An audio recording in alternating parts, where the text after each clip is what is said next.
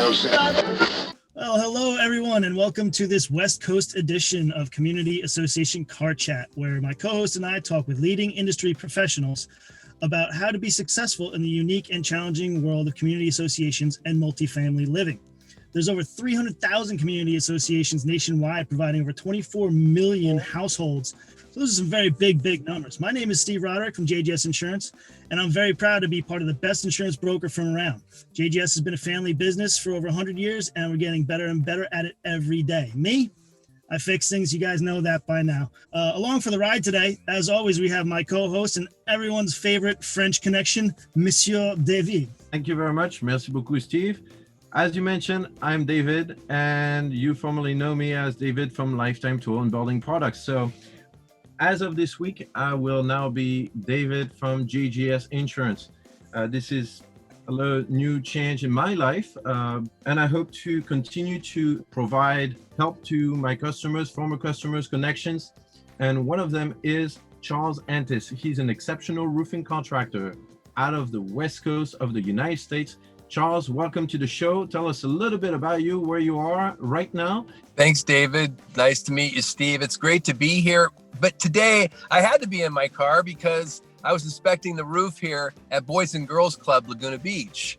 A month ago, I'd put an ad on my social media and said, hey, they need a new roof and we need some help. And one of my favorite manufacturers, IB Roofs, they said, we'll send somebody down. We just walked the roof. Jeremy Roberts, they're donating the entire roof because this club had a hardship a month ago. And it's just pretty cool how the roofing industry rallies together in communities to keep families and protect kids and keep them safe and dry. Now, tell us a little bit about how long you've been involved in construction and how did you get into roofing in the first place? I grew up in Oregon, in the mountains in a small town called Myrtle Creek, Oregon, where everybody worked in the woods or in the forest products. So every guy I knew did labor.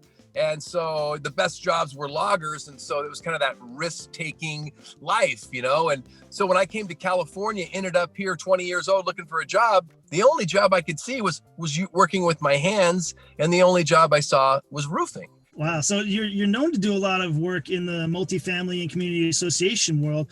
Why is that a good market segment for you? Why is that a good fit? If there was a leak that nobody could solve on this condo, or there was a crazy homeowner that lived at 101C and I could tame that crazy homeowner, then I found that I could build a reputation for myself. If you're patient with the story, can show up really well in the HOA world, which is how we donate roofs, like while we're here at Boys and Girls Club, Laguna Beach. That allows sometimes the community to pause enough to realize, oh yeah, I guess when they say every nail matters, that's true. There's 200,000 parts on this roof, and maybe it does matter the purpose and the intention of the crew putting it on. And so for us, it ended up being a long play to end up telling the community that we're about quality and we're about quality people. And if you partner with us, we'll be better and stronger in the community. And that's kind of where it all ended. I don't know if that swam back true or not, but that's where I was shooting for. Cool. And you know what? It's kind of funny. I was expecting an answer that would be like, well, you know, I love to help people. And when you do community association work, you help a lot of people at once. There's truth in that. But, you know, honestly, the industry doesn't always see it. Sometimes it chases low bid so much it can't see it. So sometimes it takes Habitat for Humanity to go, hey, Antis Roofing, donating roofs, transforming lives. When they put that in the paper 12 years ago, I thought it felt blasphemous that they're saying that about us. Like, you know, we're not transforming lives, but yes, we are. And then the community starts to see it. And then, so it's a roundabout way it gets there. I love it when I walk into a board meeting and the board meeting, they go, why do you like us? And we feel good when we think about you. Well, that equates to quality roofs because that feeling exists through the relationship, but it also exists through all of the relationships within the company that's installing the roof. There's a lot of energy behind what you do. So really, I mean, what would you recommend to somebody who also wants to help out a community? Somebody wants to get involved for all the right reasons. Do you have any advice for them, or maybe some pitfalls to avoid for somebody that wants to go out there and do good for the community? If you want to get involved, and it has to be authentic, it has to be almost a vulnerability you show. Like, it's easy to see why we donate roofs for Habitat, because we're a roofing company. We keep families safe and dry. And people at Habitat believe that everybody deserves a decent place to live, so it makes sense.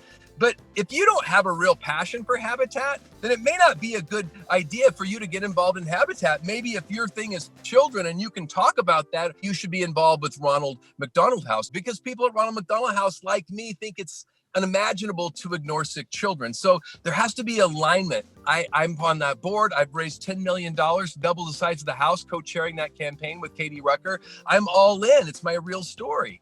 With this, it's all about alignment. And once you get alignment and it's real, then don't go out and start your own nonprofit. Find that nonprofit that has a CEO that's solid. I mean, a real CEO, not just somebody with a passion, but can run things.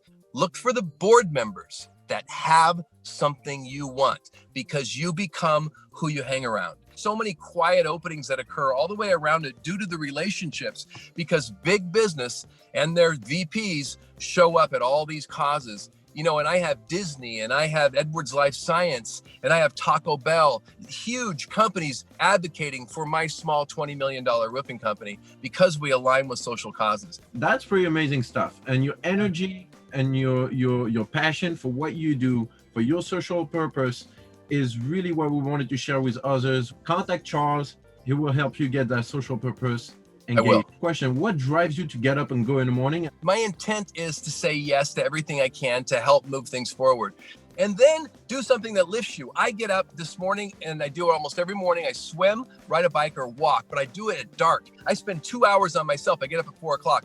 That's how I start my day. And then I hold my day as opportunities. And by holding it that way, my intent that way, I find that I get to have a magical life. So that's kind of one way to answer your question. I'm almost frightened to ask this question. But I want you to tell us a little bit something about Charles Antis that people might not expect. I took my kids to Africa 12 years ago on safari. This one great guide, he said, he made us stop for looking at birds. I go, hey, I want to see the big cats. And he goes, no, look through the glass and look at the birds. And he started explaining why we want to look at the birds. And so I became a bird photographer about 10 years ago. And I love to shoot hawks, raptors, any bird that just survives and shows it. Because anytime you see a hawk soaring or sitting on a perch, he's either picking at what's in his talons or he's hunting. Wow. In 30 seconds or less, do you have any crazy story about community association living? Yeah, I sold my biggest job I ever did. It was a couple $1 million about 15 years ago. I was so excited. And then I hired all this supervision, and then I heard we weren't doing it right. I went up and I found out we didn't put paper under this whole tile roof. It was $400,000 worth. I'm just going to fix it. And we started tearing it off. And the next week I sold a job that had more profit than any job I ever sold. And it was able to really cover that. And I learned that no matter what happens, you do the right thing, just like my dad said. See, it isn't always sexy to do it, but when you do the right thing, man, stuff keeps happening that insulates you forever. So tell me, Charles, why is it so important for a business leader such as yourself to do good at work? Why is that such an important part of what you do? First off, I got to say, I'm not a saint. I'm selfish. I want to be happy. I want to sleep good. I want to like myself when I look in the mirror, and I want to feel security. So doing good at work is it's the right thing, but it's the right thing that adds to more happiness. We have a United Way class starting. By the way, Bea Bacalandro, a book we're going to plug today, Do Good at Work. She's been co-writing, doing most of the work. She's writing another book with me, which is the corporate social responsibility, the new imperative of giving that we're teaching at United Way starting March 3rd. And this is for CEOs that we can get together, like, how do we do this? And we can share notes. Bea Bacalandro is a difference maker. There it is. Yeah. She even gave me a likeness. I love Bea. Out of all the charities that you've worked for or been involved with, which one would you say, your favorite? One of my dear charities is Ronald McDonald House. Now I'm wearing the socks. We're raising $12 million. I've already raised 10. Are you wearing the socks today? It's kind of hard to show in here, but I'm going to do it. Hey, my man. Nice. I've been wearing it for 4 years, 2 campaigns. But in doing that, I also got a call from my friend of Wahoo's Fish Tacos. And he said, Charles, I can keep 4 more restaurants open if you can help us, and we can deliver food to frontline hospitals, to police, fire. We call it the California Love Drop. And it was him and Wendy from KLOS and Eric from this marketing company, Blue Sea. And we just came together. And now we've done 193 drops. We've delivered 18,000 meals. It's been incredible. So let's jump into this. Really quick things, nothing crazy. Yes or no answer. First thing that comes to your mind. What is your favorite city? Irvine. Which one of your 5 senses is the strongest? Visual. What's your favorite TV show? Oh, gosh, don't watch enough TV. I got the blank that I just don't watch enough TV anymore. So I just can't say that. I'm sorry. Cat or dog? Oh, dog. What kind of car are you driving? Cadillac, but I'm getting a truck that's going to be wrapped with the California Love Drop. Skip that one. David, go ahead.